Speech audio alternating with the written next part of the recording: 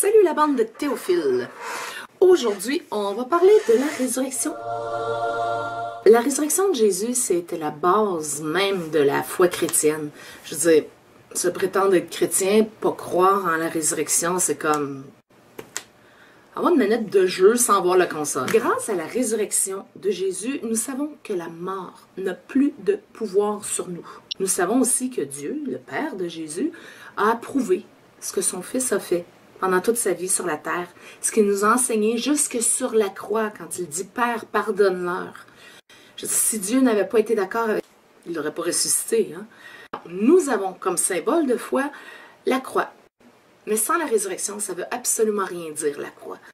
Par contre, il n'y a aucune preuve scientifique de la résurrection de Jésus. Il y a eu des témoignages, mais il n'y a aucune preuve scientifique.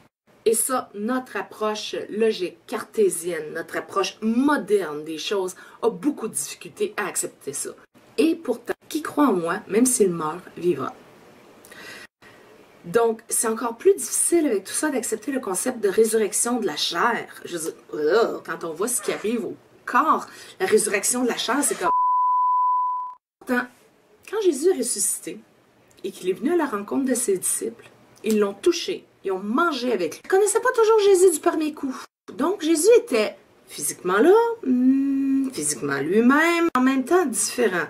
Vous êtes mêlés? Normal. Parce que c'est ce qu'on appelle un mystère. Les mystères, on m'a toujours dit à moi, c'est inutile d'essayer de comprendre un mystère. Déjà de me dire, ne fais pas quelque chose, ça me donne envie d'essayer de le faire, donc n'essaie pas de comprendre. J'ai eu envie d'essayer de comprendre. Et je me suis dit, si Dieu m'a donné l'intelligence, c'est pour que je m'en serve, non? Disons que j'accepte le fait que je pourrai jamais comprendre dans sa totalité le mystère qu'est la résurrection. Est-ce que je peux espérer au moins l'effleurer un tout petit peu? Est-ce que c'est prétentieux de ma part?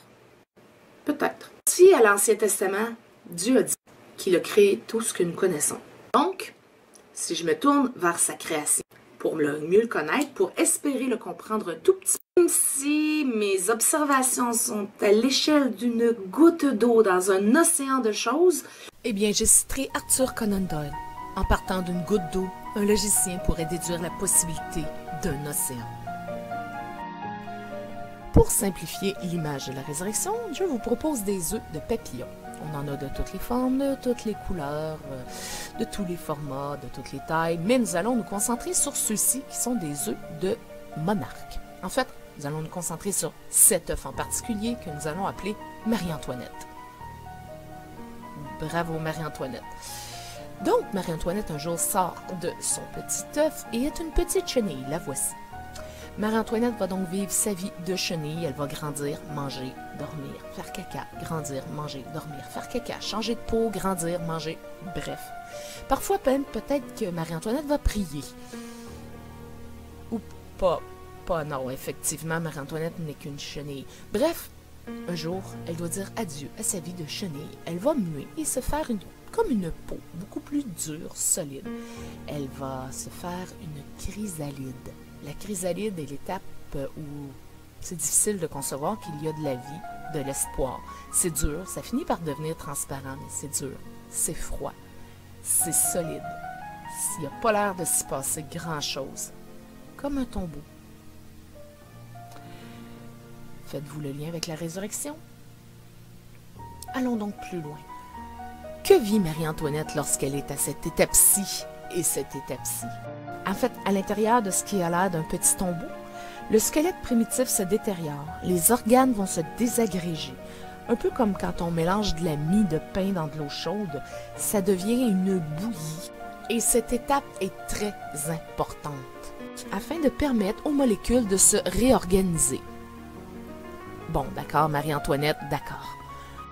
Mais c'est quand même extraordinaire de penser que de cette espèce de bouillie va finir par émerger un papillon. Quelque chose de vivant, quelque chose de beau. Ah, je dis pas que c'est une étape qui est facile pour Marie-Antoinette, particulièrement la sortie de la chrysalide, mais c'est une étape qui est importante, qui lui permet de devenir un magnifique papillon, d'avoir une nouvelle vie. On pourrait même presque dire que Marie-Antoinette est ressuscitée.